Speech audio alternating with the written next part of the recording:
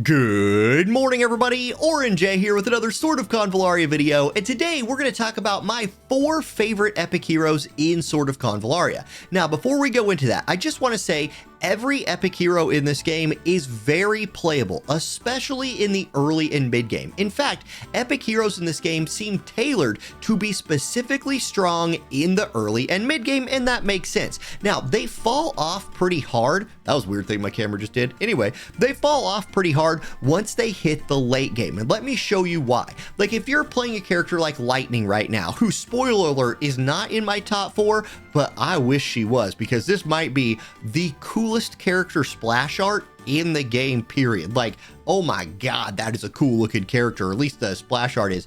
One of the reasons these guys fall off is because they lack that rank 11 signature ability. I know right now in the game, like this, I'm on my live account right now and I'm at rank 36, which is pretty far advanced, right? I'm using some Luxite to, Hope Luxite. I'm using one Luxite refresh a day. I've used all my energy potions. I'm at rank 36 and I've only been able to push my account that far. So people, if you're a little bit further than me, you're not much further. Nobody on live has got to rank 11 yet. When you get to rank 11, your legendary units receive a signature move, something that will replace one of their earlier moves. You know, whether it's like Gale Spin Attack, Legacy of Comrades, there are just signature moves up here on your legendary characters. The epic characters do not get them, and so that's where they fall off. However, if you just look at like their early skills, ranks 1 through 9, they're very often the same skills that legendary characters have or comparable.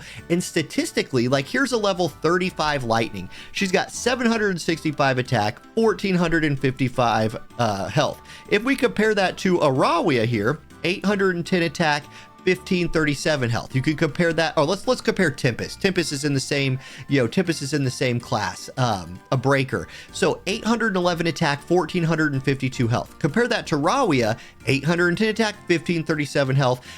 Very similar stats. So right now in the game, epic characters statistically are on par with legendary characters and have as many skills. Late game, that won't be the case. But right now, let me just tell you what my 4 favorite epic heroes are. And I want to start by talking about accounts that don't have Inanna. Now, Inanna is the best support in the game, in my opinion.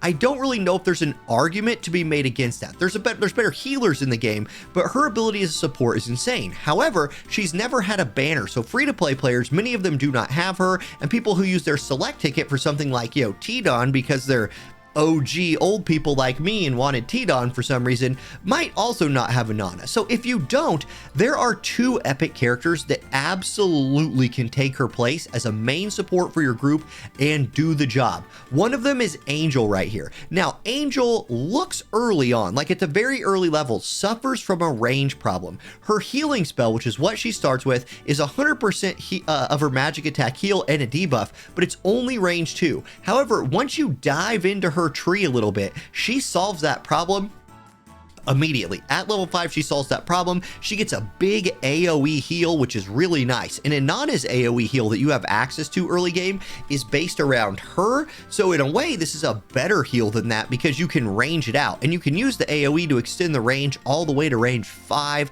keeping her a little bit safer. I think this is a great healing spell, especially when to have access to at rank 1. And Angel right here is all about healing, right? Her trait is the healing effect goes up by 15%. So even if she was lacking in stats a little bit compared to legendary characters, this buff will help her get to where she needs to be. And after healing an ally, grants 3 random level 1 buffs. So just insanely good as a healer, and she gets better as she climbs up her tree a little bit. At rank 3, you have a skill like Regenerate, which is at the end of a turn, heals the ally with the lowest HP percentage within a 3-tile radius by 20% of her attack. So something like what Myth is doing every turn, she can do that. Flagellant, I didn't take this one, like I haven't messed with this yet.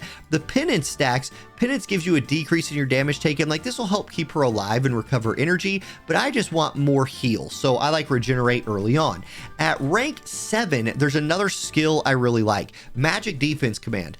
Increase magic defense by 30% for other allies within 2 tiles around this character. One thing about Inanna that makes her so OP is she's just like a part of this death ball squad that's just rolling up on people, she's putting out her buffs, and you're just wrecking things. This is a buff that's kind of like that. Keep everybody close to Angel, you know, a little bit safer against magic, which is something that's pretty hard to deal with in this game. And then she has protection of light if you want to take that. Like, her reaction abilities are fine either way. What I'm saying is Angel is a really dang good healer. She's not going to be anywhere near comparable to how powerful like an Inanna is or another legendary character when she hits that end game, but you're a long way from end game. We're all a long way from end game. She'll get the job done for you right now. Another character that I actually like better than her for many reasons is Flare. Now, Flare looks a lot cooler than Angel does, but you know, I'm partial to my girls in heavy armor going out here and doing work. Flare looks really great. She's also an exceptional AoE healer, and the AI is pretty decent at controlling her.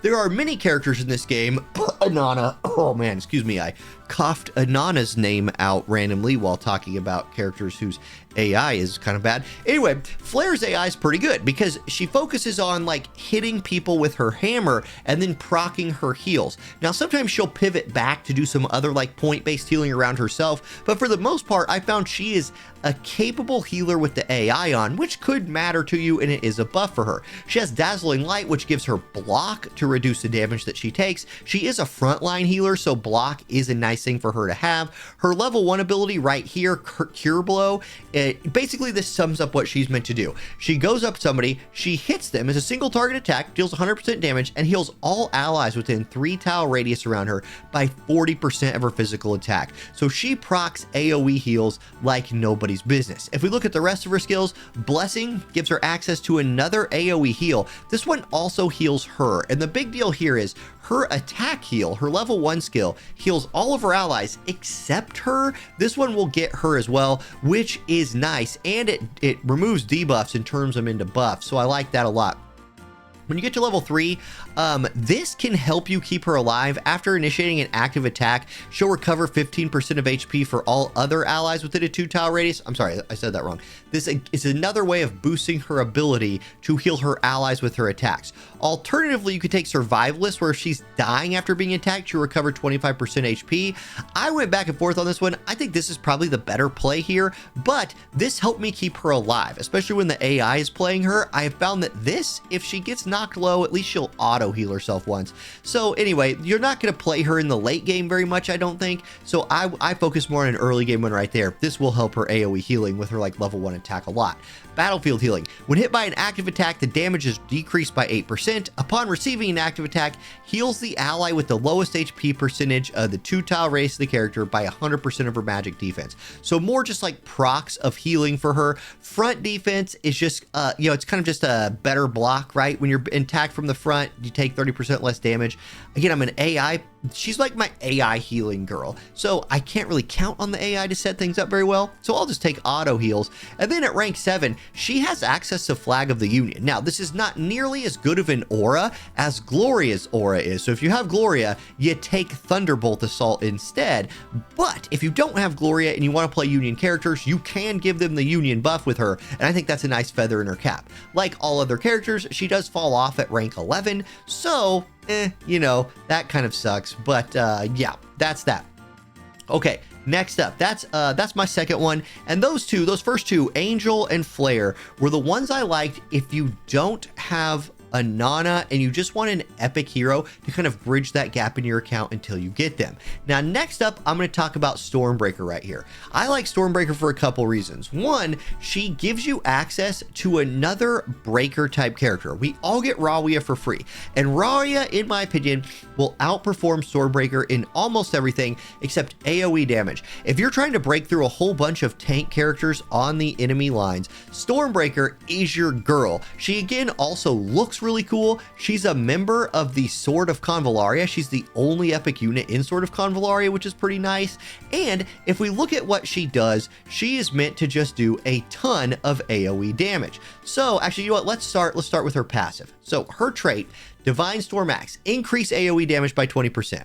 Perfect. That's exactly what she wants to do. When defeating any target, cast an attack that deals 50% physical damage to all enemies within a 1 tile around the character. So if she kills somebody, pops an AoE, and that's her thing. Just spin, spin, spin, spin, spin, spin. She's Garen from League of Legends. She's Herta from Honkai Star Rail. She's all these meme characters who just spin to win all the time. Now, her basic attack is a basic attack, but Storm Counter, you get this as her counter attack. When attacked by front or side enemies, decrease the damage taken by 8%, and guess what? Perform a strike back, dealing 45% physical damage to all enemies around you. So I really like Storm Counter as her reaction ability. If we go through her skill tree right here, I love Toughness. Like, I think Toughness is just insane for a front lane character who's going to be taking some damage. Give them immunity to the injured and dying stat. I think that's crazy good. I think that is like one of the most under talked about skills in the game. Then Inertia Chop. After initiating an active attack, guess what you do? Guess what you do?